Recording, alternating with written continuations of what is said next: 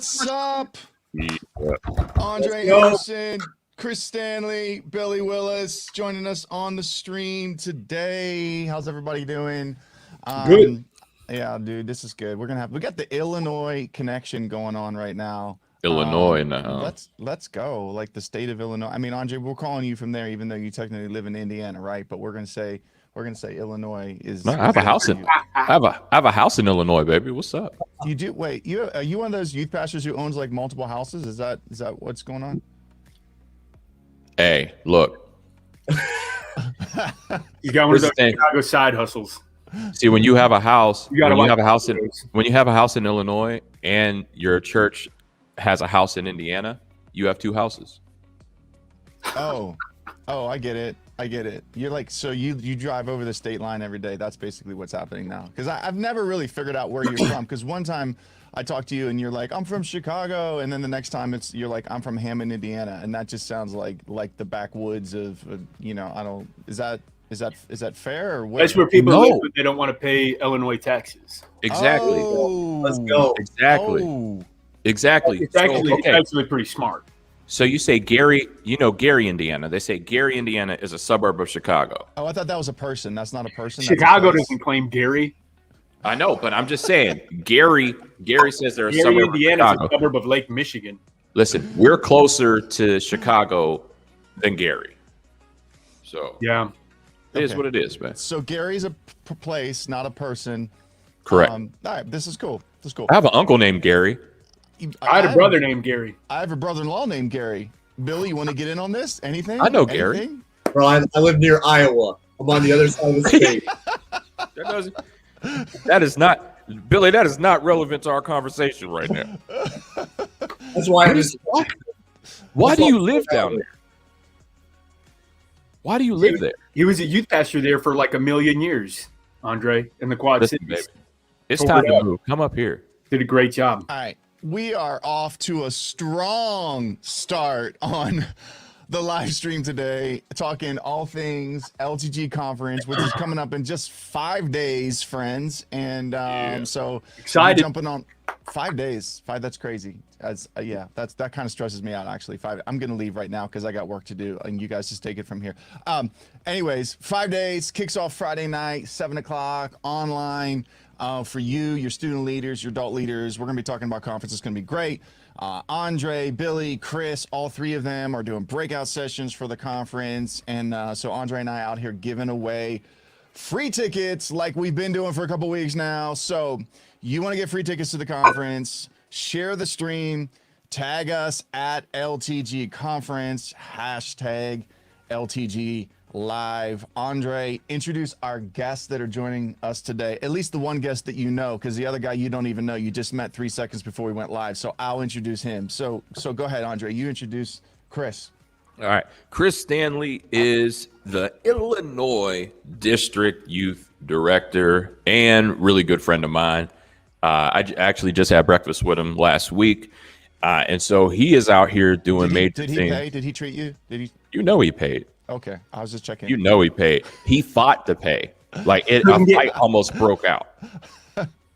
Like literally a fight almost broke out to get that check, but he got it. How do you think I got Andre out? Yeah, I would have paid. I know you would have. But yeah, so he's a good guy doing big things out here in Illinois and trying to make sure that all the Illinois youth pastors and youth ministers, part-time, full-time, whatever, stay connected and are doing big things all over this great state so that we can enrich the lives of young people out here in Illinois. So shout out to us. Yo, we're tagging people in the chat right now. Eddie Nesby, if Eddie Nesby jumps on, I'm going to send him a link so he can just join the stream, like wherever he's at, whatever he's doing. Let's go. So that's Eddie Nesby, we're just calling you out right now. As a former member of the Illinois fam, right? So, hey, let me introduce another friend on the live stream today, the one and only Billy Willis, long-term youth pastor in the Illinois district, and now brand new Youth Alive missionary, and 95% funded during a quarantine year. Let's go. Come on, man. Killing it. Just killing it, absolutely amazing. And Billy, excited to have you on stream today. Excited for the breakout that you're going to be sharing at the conference coming up end of this week. And but most importantly, I'm just excited for like how God's using you guys and how He's going to continue to use you there in Illinois, in the middle school and junior high school campuses all across the state. So real quick, tell everyone a little bit about yourself, Billy, real quick. Yeah, hey, what's up, guys? I'm a youth ministry veteran, I guess. Served in the same church for 12 and a half years before the Lord transitioned us last August. So, hey, great to be on here. Thanks, Aaron. Thanks for the invite, and excited to just be a part of the conversation today. Cool, man. We're glad you're here. Giving away 10 tickets. You got to share the stream. You got to tag us at LTG conference. You got to hashtag LTG live. Andre's going to be figuring out who wins. I don't know. Andre, how many tickets have we given away so far? I don't know. We're just giving away a bunch. Yeah. It's been a lot. Yo, this morning, 40. We just signed up another registration from outside of the country. This is amazing. So we currently have registrations from Ireland, from Antigua, from Russia, from the Philippines, and then this morning we added India to the mix as well. Which this is come on, let's go. And, shout out to my Irish family. There you go. Shout out to your Irish family. We're actually trying to put together a little watch party from a group of a youth ministry in Northern Ireland. So they might join us via Skype. Yeah, it's probably one of my aunts that's like super proud of me and bought a ticket.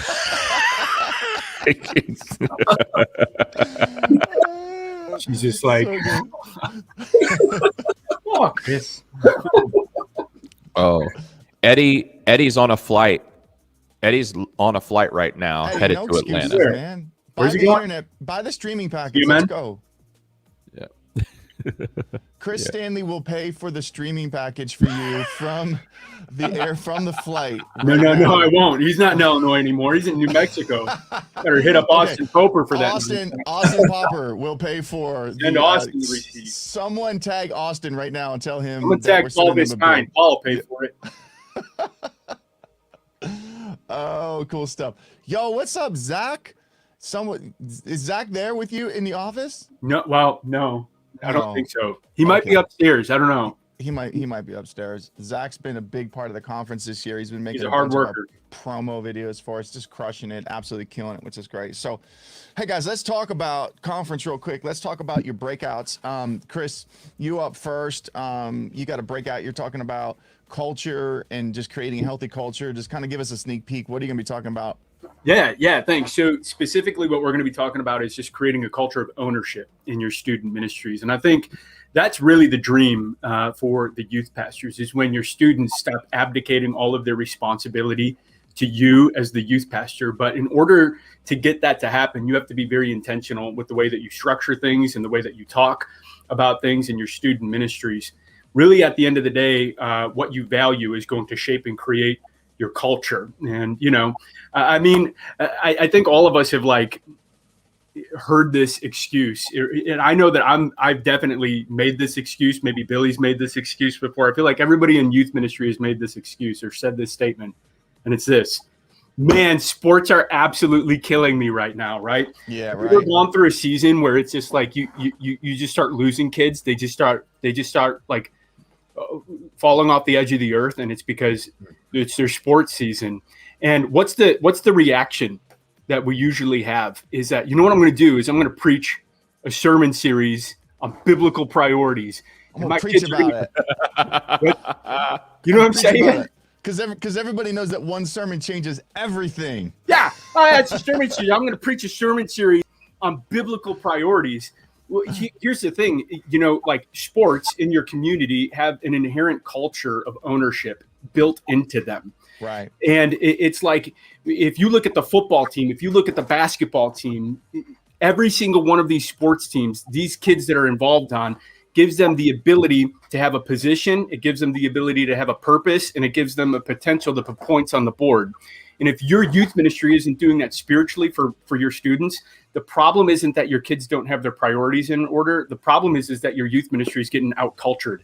Come on.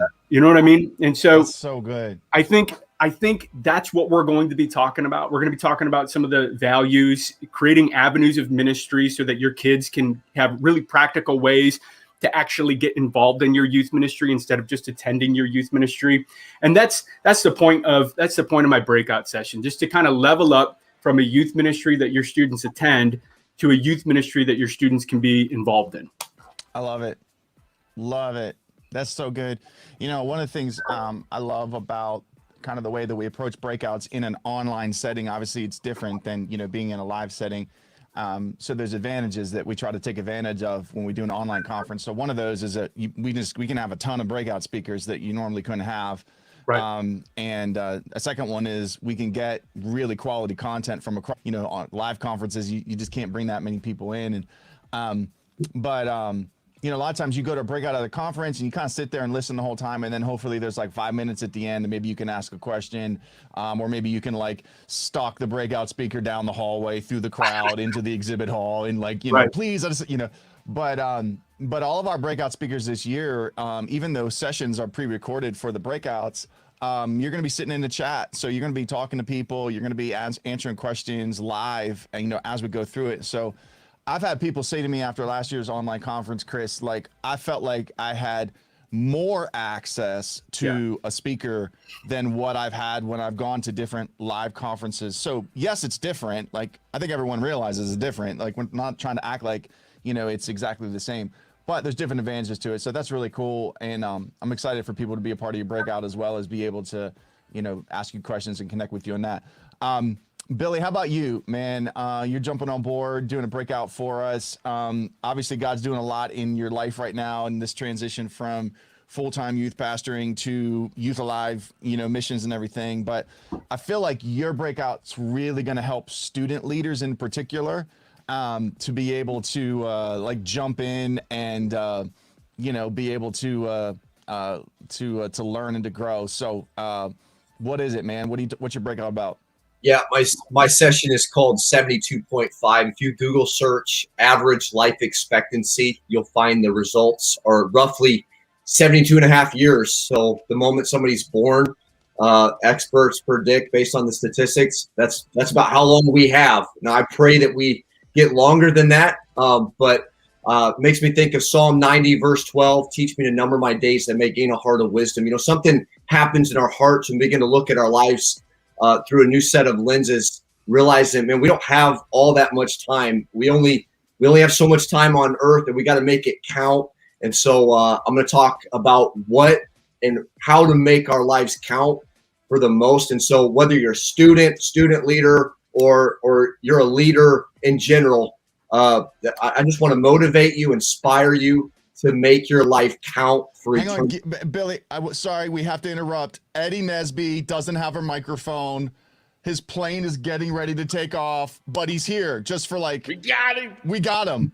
We got him just for like 2 seconds. Let's go. What's up, Eddie? Eddie, by the way, I still haven't gotten your registration for the conference yet, so I'm not sure what you're doing, but you need to get on it right now. Let's go. Let's go. Let's go. Everybody, I love you, Eddie. Say whatever you want to say about Eddie right now because he cannot respond. His microphone doesn't work, so this is great, right? He's sitting beside a stewardess right now, and they're about to take off. Like he's literally about to take off right now. And I love that his name is I don't have a microphone. That's just that neck collar and that face mask flying like Bane over there, man. All right, Eddie Nesby, we love you. You, looking good. Have a safe flight. Love you, Eddie. All right, Billy, back to Keep going. 72.5. Rewind it. Start from the top. What's your breakout about? Hey, in essence, man, it's just about making life count. We only have so much time. 100 years from now, our bodies are going to be in a casket 6 feet under the turf with a tombstone over our head. And a lot of the things that we're living for right now are simply not going to matter. It's only the things that we do for God that matter in this life and for all of eternity. And so it's just really about just switching our perspective back to what really matters in the light of eternity. Yeah, that's so good. I think students are going to love that. And let me just say, you know, one of the things we've always tried to do with the conference from day one, when we started the first one in 2016, is we wanted to have relevant content from the student leader all the way to the full-time vocational youth pastor, right? And everyone in between, the student leader, the adult volunteer who serves in your ministry, the volunteer youth pastor, the part-time, the bivocational, right? All the way through. So we intentionally go after breakout speakers like Billy to be able to put some content together that's going to be really, really relevant for students, which is just, absolutely incredible. Hey, shout out to Mark Andre Sin, who just jumped on. I don't know if you saw his Love comment. Mark. Yeah. Also Mark's, Illinois native. He's also Illinois. Absolutely. And Mark, one of the smartest guys I've ever met in my life. He's absolutely brilliant. I thought he was my son. Crazy. Mark, we're talking about you right now. 72.5, Andre.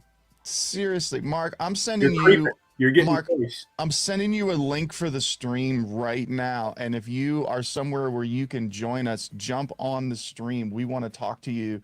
But Mark's helping me register people from around the world right now through his network, which is absolutely incredible.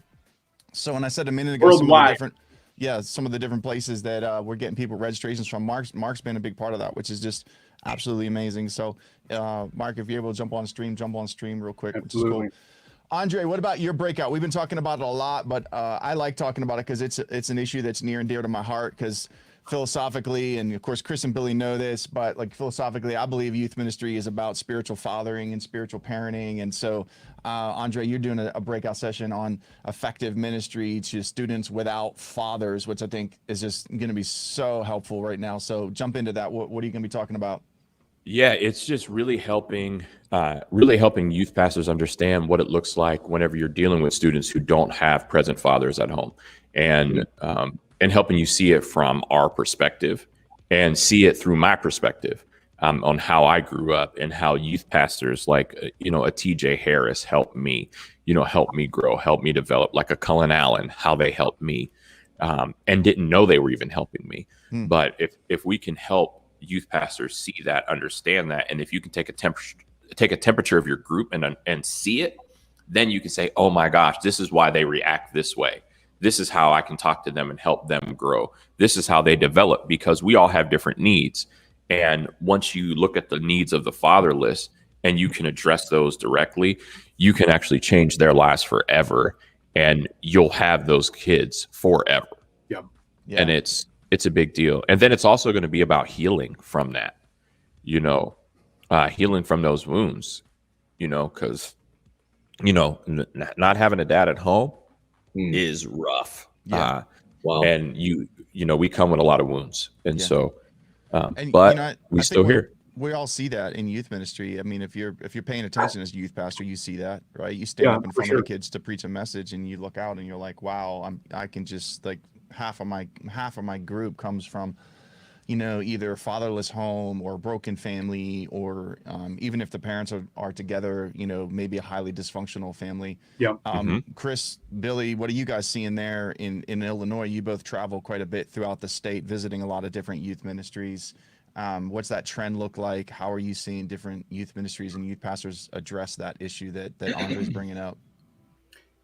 Well, I mean, I can speak to that, and I know Billy can definitely speak to it as well. And one of the things that we're starting to notice with a fatherless generation is that it's rampant. It's everywhere. It's not isolated to certain communities within the state. It's everywhere. I mean, usually we would think that it would be in some of the more urban or more populated areas that you would have this fatherlessness. But the crazy thing about the culture that we're in today is, even if there's a dad at home, the kids still might not have a father figure at home. Yeah. Because dads, a lot of these dads, they check out, man. They're adult. There's a lot of dads that are out there right now that are adult children. And they don't have the ability to be a spiritual guide in their household. The second thing that I'm noticing is that mothers have become the spiritual heads of the household in this generation. Right. And so now what does it look like? What does it look like to spiritually father a student? Well, it's actually more difficult because they're so used to having a spiritual mother in their household. And there's a difference between a spiritual mother and a spiritual father, whether it's the mom and the dad, or a spiritual mom and a spiritual dad. if you're going to be a spiritual father, you're going to try and call these students out. You're going to be aggressive with their sin. There's going to be things that you're going to need to confront in their lives, like it tells us to do in 1st and 2nd Peter and 1st Timothy. And it's weird because you have a generation that's a little bit more resistant to that type of spiritual fathering and confrontation that comes from these man-to-man conversations. And it's tough. It's tough, man. And so it's like, and Billy can speak to this too. Illinois is incredibly diverse. It's a huge state up and down. It's the North and the South. We touch Wisconsin and we touch Kentucky. I mean, east to west. I mean, you've got unbelievable diversity, beautiful diversity in our state. You have the Chicagoland area. Obviously, the whole world is in Chicago. And then you've got Rockford, you've got Peoria, you've got Bloomington, you've got Bloomington Normal, you've got Decatur, you've got the Quad Cities, you've got all of these different spots in Illinois where, I mean, yes, those would be the typical places where fatherlessness exists, but you also have all of these little broken windows, rural communities that exist inside of the cornfields where there's more bars than there are churches. And I'm telling you, man, the fatherlessness there is, I would bet you, it's at a higher clip, it's at a higher percentages than some of the more thought of places. Mm-hmm. Yeah, jump in. Man, I'm just Andre, man. I'm so glad that you're doing that, man. I'm fighting back tears just thinking about young guys that are growing up in homes without fathers, and I think about the opportunity that church leaders have. It magnifies the role that we have in the lives of the next generation, the value of our words to encourage, to inspire, to believe in them is magnified, because I think we're dealing with a generation of young people that are just hungry for somebody to see something in them and be what Paul was to Timothy, and to call those things out and to fan into flame the gifting and calling of God on each of their lives. Man, we have such an opportunity, not just our youth leaders, but even the older men and women of God in our churches. When you talk about the most mentorless generation ever, I think it increases the value of spiritual grandparents. I never wanted to limit our youth ministry to young adults. I wanted older adults to be involved because I knew they had the ability to father and to grandparent and fill gaps in the lives of students that younger adults couldn't. So we wanted the grandmas and the grandpas to be involved, and I think they have a place in youth ministry today. Yeah, I think they got a bigger place than ever before. In all honesty, I'm thinking of two specific moments in my life as a youth pastor that were just game-changing, eye-opening moments on this topic. So one, we started doing this event on Wednesday night, the night before Thanksgiving, where we would invite all of our juniors and seniors to come over to our house real late at night, like 9 o'clock, 10 o'clock at night, and we'd feed them a Thanksgiving dinner. And it was just something fun to do because the kids were, all going to be sleeping in the next morning anyways. And so they'd leave our house super late, midnight, 1 a.m. My wife would cook like a full-blown turkey dinner for them. And so, as they're leaving, this one year, this one kid said to me, thank you. And I was just like, hey, man, this is just your first Thanksgiving meal. Go get another one tomorrow. And he looked at me and said, no, this is the only one I'll get.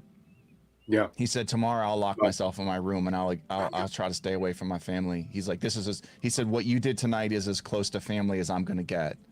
And that hit me and it broke me. And then not long after that, I think it was the next year on Father's Day, there was a couple students in the youth ministry that actually sent me a Father's Day card. And I mean, it broke me in a good way, but it changed me and it changed my perspective about what my role was as a youth pastor, that I wasn't just there to try to have a cool youth ministry, preach cool sermons and, do some fun events that kids could like, that my role, like completely, my thinking about my role as a youth pastor evolved. And I realized like, wow, I'm a spiritual father. My wife is a spiritual mother to these young people. Like, so boy, that just hit me. Chris, jump in. I can tell you. No. I can I go off for a second? Can I be the grumpy 40-year-old youth pastor? Yeah.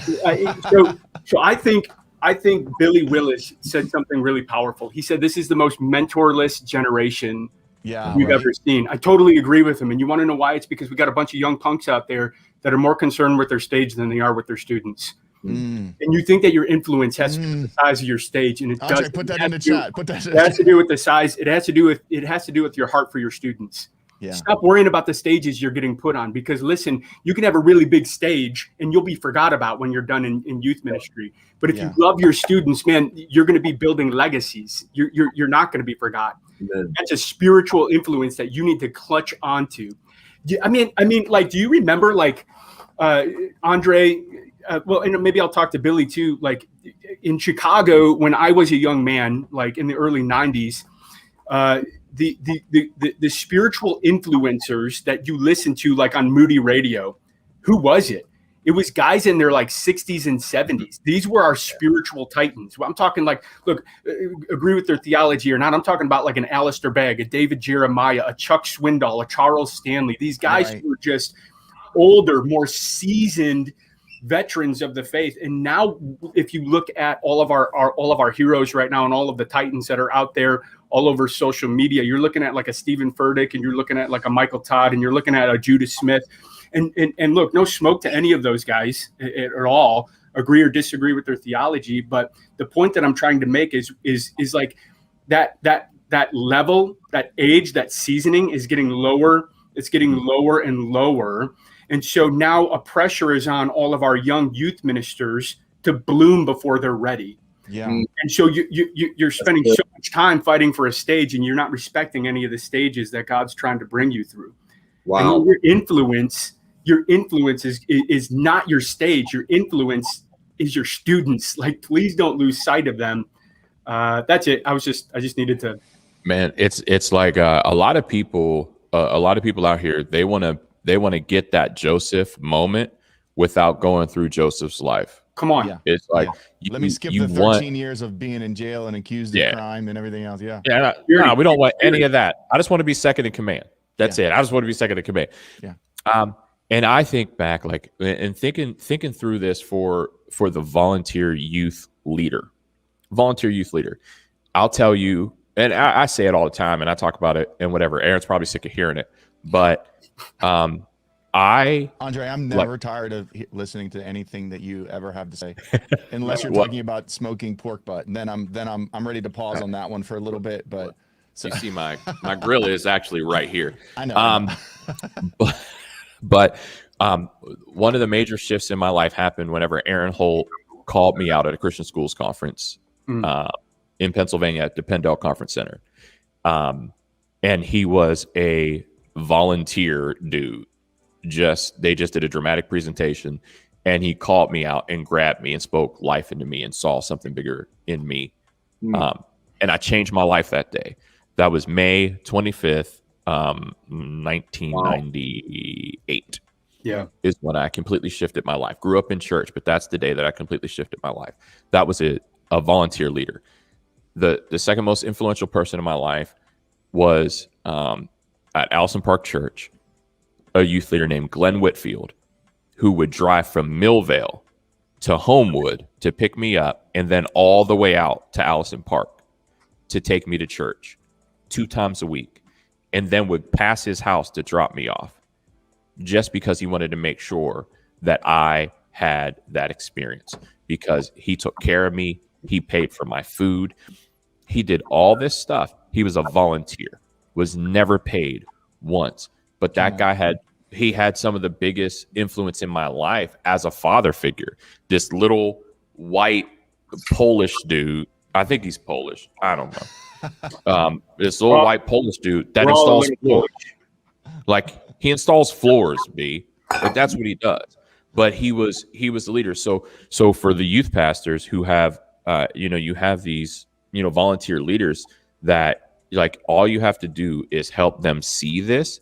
That's why this conference is going to be so important for your adult leaders, for your young leaders, because they will then get this, they'll see this, and then they'll understand and find what their spot is in your youth ministry and how they can reach out there and grab a kid like an Andre Anderson.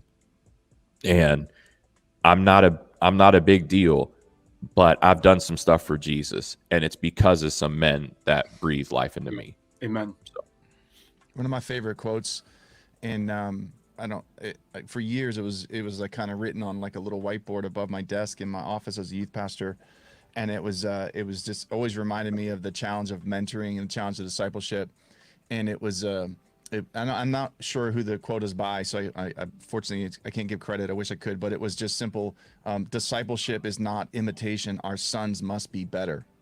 Wow. And it always challenged me to take on the mindset of how I discipled and mentored students, that I'm not just and only attempting to have them imitate me, follow me as I follow Christ, right? But ultimately, I want to leave a legacy behind. Andre, that's what you're talking about. You're talking about, hey, I'm just Andre. I've not done much, but I've done some things, but I can point back to other people who, their ceiling was my floor, or they were the foundation upon which I say I stand now, right? And so that's a way in which our lives as young men are enriched, and we become better than fathers, right? And not better like in the comparison sense, but better in the sense that like our life makes impact, right? And we're doing more and we're going further, right? And so, I mean, goodness, we could all soapbox on this issue, and I think one of the reasons why is because there's some tenure right here, with the four of us here. You got guys that have been doing this, for a while, and so you kind of begin to see things differently. But like, Chris, I know it's your heart and your role as a district youth director. Hey, there's another one of your former Illinois boys right there. What's up, Q? No, he's Illinois. He's Illinois. Yeah, Indiana doesn't take from Illinois. When us in Illinois people come to Indiana, we Illinois. We Illinois.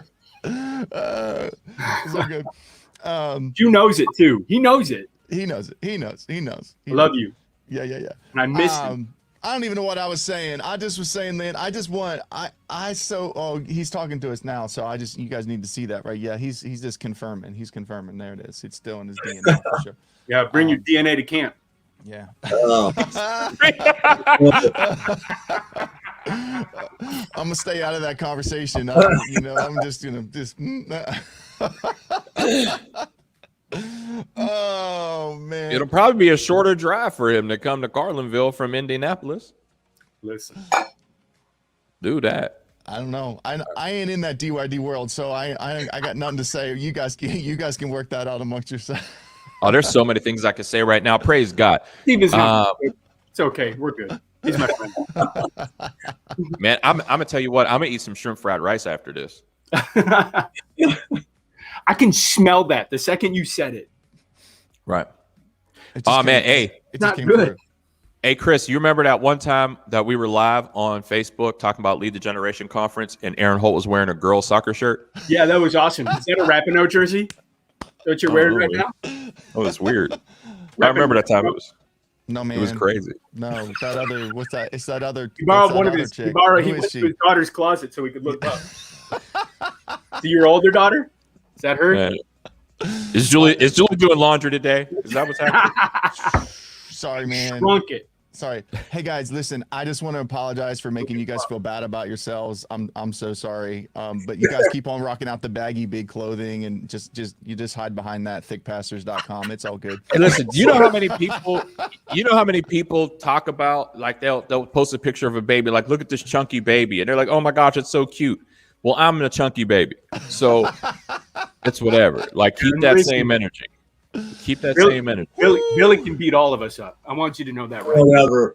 Billy can beat us all up. Hey, Billy's a beast. Billy, you let's just, for those of you that are watching right now, I want you to celebrate and also pray about something. So Billy and his wife, in the middle of COVID, have been raising their support to be fully appointed Youth Alive missionaries in the state of Illinois. Just hit 95%. Come on, that's amazing. You need to clap for him in the chat right now. What, you do that in like 3 weeks? Yeah. And like, what it feels like.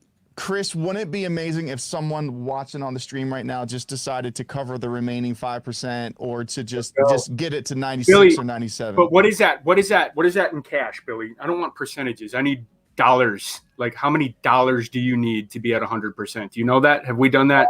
You know, it's happening so quick. I'd say if we could get about $300 more in monthly support, that would probably get us really close, if not over the top. All right. There you go. So if you're listening, we need 12 people to give $300. Pray about this. Billy, drop a Each. link in the chat.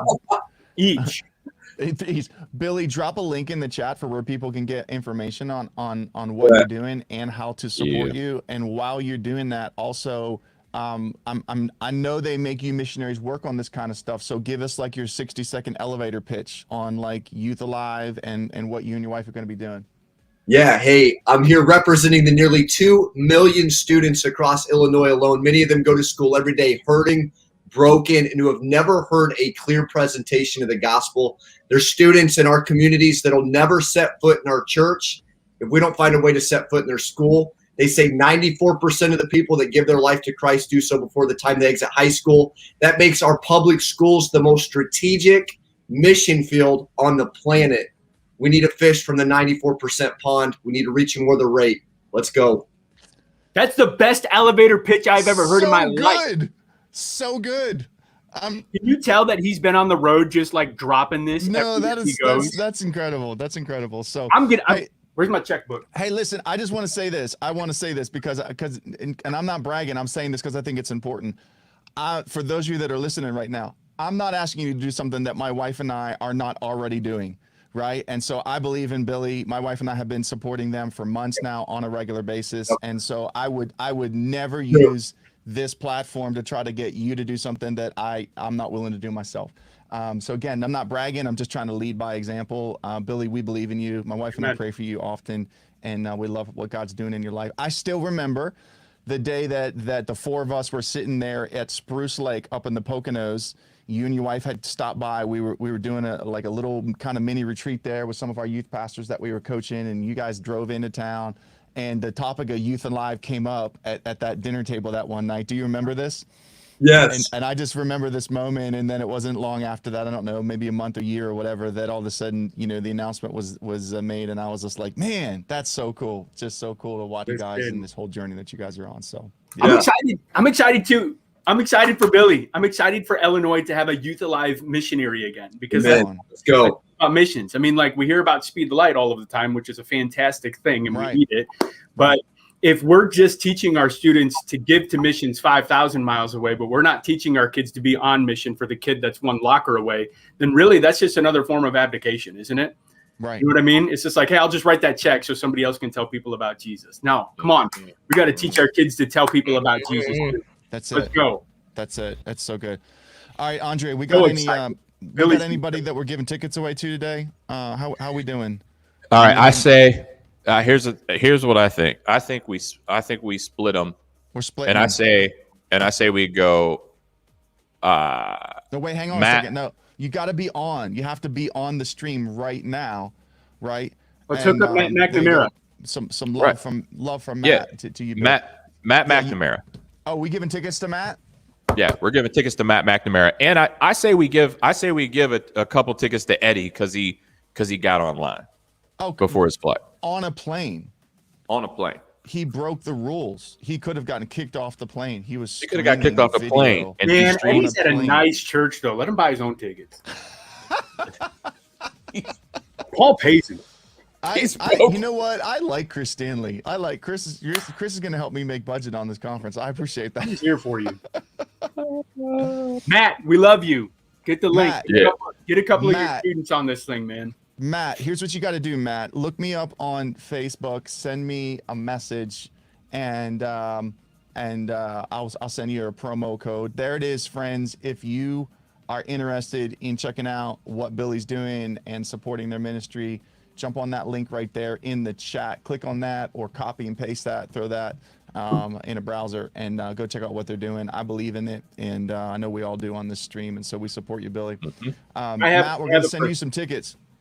What's that, Chris? Somebody tag amazing young youth pastor down in Effingham, Illinois, Alexis Morales. Somebody tag her up. Let's throw some tickets her way, just because she's not on the stream though. Is that again? The Flaming Hearts. She's amazing. You got that, Andre? You good? You figuring that out? Yeah, I'm trying. There it is. Okay. Well, Oh, there it is. Alexis All right. is amazing. Cool. Well, Alexis, you just got tagged. If you watch this back after the fact, send me a message on Facebook. I'll send you a promo code It's for taken 5 care free of. tickets. Yeah, and good stuff. So, guys, this has been great. We're looking forward to it. Conference is coming up. Gonna be amazing. We got watch parties happening all across the country and the world now, hopefully. And it's just exciting. 36 different sessions. It's gonna be incredible, and we got a great platform. Online platform is what I'm referring to, so that we can interact. We got a fully staffed prayer team ready to pray with you in private one-on-one chat rooms. We got coaches lined up to coach you.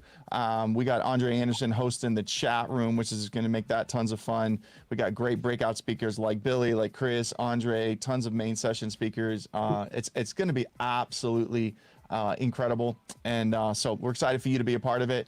You can still register. You can still get our lowest ticket prices, $19 a ticket. You can still buy a watch party pass for $150 for 10 tickets, so that drops it even less, down to $15 a ticket. And we've been giving away some free tickets to church leaders outside of the country as well. So if you know of an international leader who's doing something in youth ministry, again, send me a message, and we'll find a way to reach out to them and bless them and bless their ministry. So this has been great.